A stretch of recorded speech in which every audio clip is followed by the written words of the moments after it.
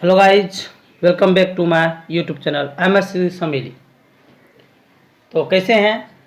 आज मैं फिर से आया क्लास 10 का ये मैथमेटिक्स है। ठीक है, क्लास 10 का मैथमेटिक्स है और पहला चैप्टर है वास्तविक संख्याएं, रियल, यानी फर्स्ट चैप्टर है वास्तविक संख्याएं, रियल नंबर्स। ठीक है, तब उसी पे हम चर्चा करने जा रहे हैं और आशा है कि आप लोग अच्छे से पढ़ेंगे।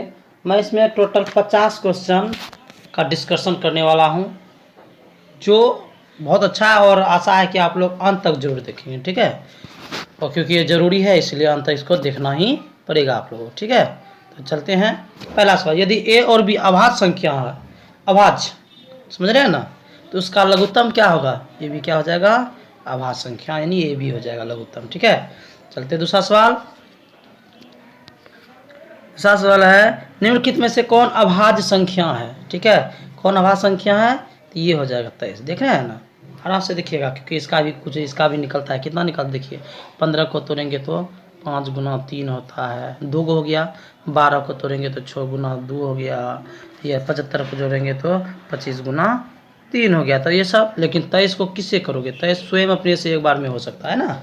चलिए अगला सवाल है, निम्नलिखित कौन परिमेय संख्या? परिमेय संख्या मतलब जो बटन में है। देखिए ये परिमेय संख्या है, ये ओ परिमेय है। ठीक है, ये कट गया, ये कट गया, तो ये भी क्या हो गया? ये परिमेय हो गया। क्या हो गया? परिमेय। रूट को अगर सिर्फ तोड़ेंगे तो कितना होगा? 2 गुना रूट 3। ठीक है, बस ये होगा। और ये तो ऑलरेडी पहले से है, ये है, तो इसका आंसर क्या हो जाएगा? Option C. ठीक है, ऑप्शन सी हो जाएगा आंसर। ऑप्शन सी में इस तरह से करेंगे, ये 3 और ये 3 कट गया, तो इसीलिए क्या हो गया? सी। चलते हैं, अगला सवाल है आपके पास। यदि 65 तथा 117 का मोसो 65 m - 117 के रूप में है तो m का मान क्या होगा? ठीक है, m का मान क्या होगा? वही होगा, ये होगा। ठीक है, क्योंकि यहाँ पे क्या बोल रहा है? 65 तथा 117 का, तो ये सॉरी यहाँ 2 हो जाएगा। ठीक है, ये कितना हो जाएगा आपके पास? 2। आप इसका कैलकुलेशन कर सकते हैं। इतना का मोसो इतना के रूप में होना चाहिए। ठीक है, ये मोसो निकालना। ठीक है, तो थोड़ा भी है तो इसका आ जाएगा 2। ठीक है, कहता है कि 2, 10 और 20 के लोस और मोसो का अनुपात क्या होगा? पहले आप ना 2, 10 और 20 का लघुत्तम निकाल लीजिए। ठीक है, 2, 10, 20 इस सब का लघुत्तम लेंगे तो कितना होगा? 2, 5, 10, फिर 5 से 1, 2, तो कितना? 5 दूना 10, 2 20 हो गया। ये आपके पास है। अब बोल रहा है कौन सी कि मोसो, अगर इस सब का मोसो निकालेंगे, सब में हाईएस्ट कॉमन फैक्टर क्या है? तो हाईएस्ट कॉमन फैक्टर क्या होता है? तो हाईएस्ट ही दोनों से, तो 10 आ रहा है। ठीक है, ये दोनों में सब में क्या मिल रहा है? नहीं कुछ तो। ठीक है, तो ये हो जाएगा। ठीक है, 20 और इसका लघुत्तम देखिए, 10 दूना 20 हो गया, और इसका कितना होगा? मोसो कितना होगा? 2 होगा, तो ये हो जाएगा आपका आंसर। ठीक है, तो 10:1। सबसे छोटी भाज्य संख्या कौन सी है और छोटी अभाज्य संख्या मोसो कितना? मतलब सबसे छोटी भाज्य संख्या और सबसे छोटी अभाज्य संख्या का मोसो कितना होगा? ठीक है, ये होगा कितना? 2। कितना होगा? ये आपके पास है 2। ठीक, अगला है, 2 लगातार संख्याओं का मोसो कितना होगा? कोई संख्या है, जैसे मान लीजिए कि 2 है, 3 है, तो इस सब का मोसो क्या होगा? महत्तम समवर्तक क्या होगा? 1 होगा। क्या होगा? 1 होगा। ठीक है, अगला सवाल है, 5005 के कितने अभाज्य गुणनखंडन है? ठीक है, अगर आप इसको तोड़ेंगे ना, ठीक है, 5005 का, तो ये होगा आपका अभाज्य गुणनखंडन है। 5000, जैसे यहाँ देखिए 5005 का। ठीक है, इसको तोड़ते जाइए, तोड़ते जाइए। ठीक है, आपका आसानी से हो जाएगा। ठीक है, चलते हैं। कितने 2 अंकों की संख्या 3 से विभाज्य है? कितने? ठीक है, तो यहाँ बोल क्या रहा है कि कितने 2 अंकों की संख्या 3 से विभाज्य है। इसमें बता कितने हैं जो 3 से विभाज्य होता है। ठीक है, तो ये हो जाएगा आपका 30। कितना है? 30। 30 को मतलब 2 अंक का, 2 अंक का कहाँ से शुरू होता है पता है ना? 10, 11, 12, 13, 14 करते करते आप डॉट डॉट करते करते कितना आ जाएंगे? 99। 100 नहीं जाएंगे। ठीक है, 100 अगर जाएंगे तो वहाँ पे आ जाएगा 3 अंकों, ये 2 अंकों का, 2 अंकों 99 तक है ना। आप 10 से 99 के बीच में एक गो है तो 30 गो है। कितना? 3 से भाग लगने वाला। ठीक है, चलते हैं अगला सवाल की ओर। अगला सवाल, दो संख्याओं का गुणनफल इतना है, मतलब दो संख्या उसका गुणनफल 86 70 है, उसका मोसो 17 है, ठीक है ना, मतम भी 17 है, तो उसका लोसो ज्ञात करना है। तो इसका लोसो का सूत्र होता है, ठीक है, लोसो का सूत्र होता है क्या, ये दो गुणनफल और मोसो, मोसो होता है तो उसका लोसो ज्ञात करना है, लोसो ज्ञात करना तो बस इतना बटा 17 कर दो, ठीक है, 17 50 85 ये 510, ठीक है, 510 हो जाए, आप भाग कर दीजिए 17 से, ठीक है। चलते हैं अगला सवाल की ओर। 6 8 और 22 का लोस और मोसो अनुपात क्या है, मतलब ये सेम सवाल अभी बताया हमने ना।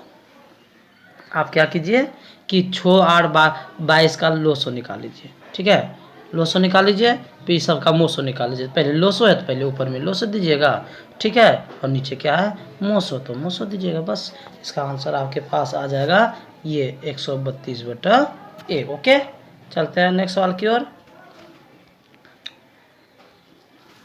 नेक्स्ट सवाल है 96 का अभाज्य गुणनखंड क्या होता है। 96 को तोड़ लीजिए, सीधी बात है, उसको तोड़ के बता दीजिए, ठीक है। तो ये हो जाएगा, अगर आप इसको तोड़ेंगे 96 को, यहाँ से तोड़ेंगे अगर 96 को, ठीक है, 48 2 24 2 12 2 6 2 3, अब इसको तो 2 पर पावर 1 2 3 4 5, 2 पर पावर 5 आया, और ये 3 बचा है, 3 हो गया। ओके, ये होगा सी हो गया आंसर, ठीक है। अगला क्वेश्चन की ओर चलते हैं।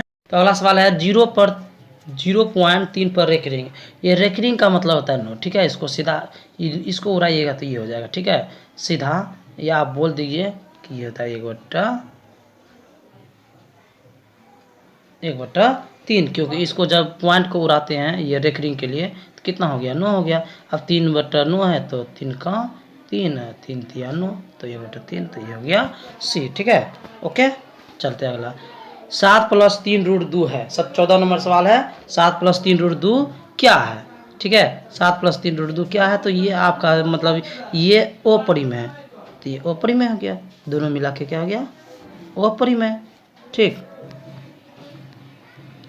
कहता है कि निम्न में से कौन परिमेय संख्या है, परिमेय होना चाहिए, वो परिमेय नहीं, ठीक है, इसमें सब परिमेय अपरिमेय, यहाँ परिमेय बोल रहा है तो हमको अपरिमेय खोज लेना है, ये अपरिमेय है, ये अपरिमेय है, ये अपरिमेय, लेकिन 16 बराबर कितना होता है रे 4, कितना होता है 4, तो 4 क्या हो गया परिमेय, तो आंसर हो जाएगा डी, क्या हो गया डी। 0 और 50 के बीच विषम संख्या, यानी 0 से लेना है और 50 तक पहुंचना, तो विषम बोल रहा है, विषम मतलब वही 2 से भाग नहीं लगने वाला, तो टोटल के गो होगा, तो ये आपका हो जाएगा टोटल 25, क्या होगा 25। 5 15 और 20 के लोसो मोसो फिर वही आ रहा है, ये बार बार सवाल आ रहा है, इसको अच्छी तरह से सुन लीजिएगा, समझ लीजिएगा, इसका आंसर हो जाएगा आपके पास डी नंबर, ठीक है। तो अगला सवाल आपके पास है, निम्न में कौन अपरिमेय नहीं है, अपरिमेय नहीं यानी कि परिमेय है, परिमेय है, ये परिमेय है, ये क्या है ये अपरिमेय है, अपरिमेय है, अपरिमेय, 121 का बराबर कितना होता है रे 11, कितना होता है 11, तो 11 क्या है इसके अनुसार से ये क्या है, तो आंसर डी, ठीक है। अगला सवाल की ओर चलते हैं। 19 नंबर सवाल है, दो संख्या ए और 18 का लोसो 36 है, मोसो 2 है, तो ए का मतलब ए क्या रखेंगे, ए रखेंगे शायद यहाँ पे, शायद मतलब अगर हम इसको बनाएंगे तो मेरा आंसर क्या होगा 4, ठीक है। अगर हम यहाँ 4 रखते हैं पे 4 और 18 का लोसो अगर दिखेंगे तो कितना होगा, 4 18 का लोसो कितना होता है 36 होता है, ठीक है, आप करके देख लीजिएगा, इसे 4 18, ठीक है, तोड़ेंगे तो 2 9, अब नहीं टूटेगा, 9 2 18 2 36 हो गया ना 36, तो आंसर क्या हो जाएगा 4 हो जाएगा, क्या हो जाएगा 4। चलिए अगला सवाल की ओर है, यदि पी तथा क्यू दो अभाज्य संख्या हैं, पी और क्यू दो अभाज्य संख्या, तो उनका मोसो क्या है, अभाज्य संख्या, आवाज, तो मोसो ज्ञात करना है, ठीक है, तो इसका मोसो आप बनाएंगे अगर तो इसका आंसर होगा 1, ठीक है। चलते हैं अगला सवाल की ओर। अगला सवाल है आपके पास, सबसे छोटी अभाज्य संख्या, 21 नंबर सवाल है, हमने अभी तक 20 सवाल को डिस्कस किया, अगर आप सबको पसंद आ रहा है तो इसको शेयर कीजिए, सब्सक्राइब कीजिए, ठीक है, ताकि हमें मन लगे बनाने में वीडियो, और अच्छा से अच्छा और टॉपिक पे कवर करेंगे, ठीक है। चलते हैं, सबसे छोटी अभाज्य संख्या और सबसे छोटी भाज्य संख्या गुणनफल, सबसे छोटी अभाज्य संख्या और सबसे छोटी भाज्य संख्या, ठीक है, सबसे छोटी अभाज्य संख्या और सबसे छोटी भाज्य संख्या।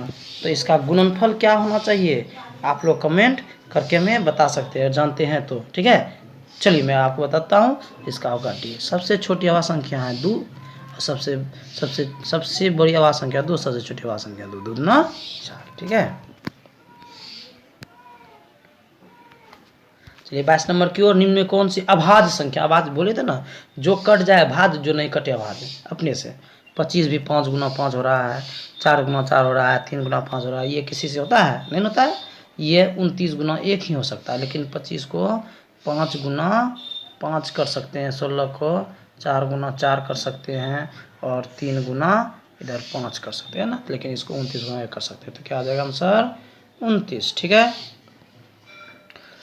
कहता है 3 पर इतना है, तो ये क्या 3.27 पर रेखरी है, तो ये क्या है, ये परिमेय उपरिमेय। तो ये तो आप बता सकते हैं, आप लोग बड़े अच्छे से पढ़े भी होंगे, ठीक है। तो ये आपका एक सीधा परिमेय है ना, इसको जब उड़ाते हैं तो कितना होता है, 9 होता है, 2 टा 9 आएगा, क्योंकि 2 अंक है, 2 9 आएगा, बस यही होगा, इसमें माइनस कर देंगे 3, तो आंसर भी निकाल सकते हो। तो ये क्या हो जाएगा, एक परिमेय संख्या, ठीक। चलते हैं अगला सवाल की ओर। किसी पूर्णांक m के लिए सम संख्या का सम बनाना है तो कितना जोड़ना पड़ेगा, जल्दी से बताइए, कितना जोड़ना पड़ेगा, सीधा गुना करना पड़ेगा सम को बनाने के लिए, ठीक है।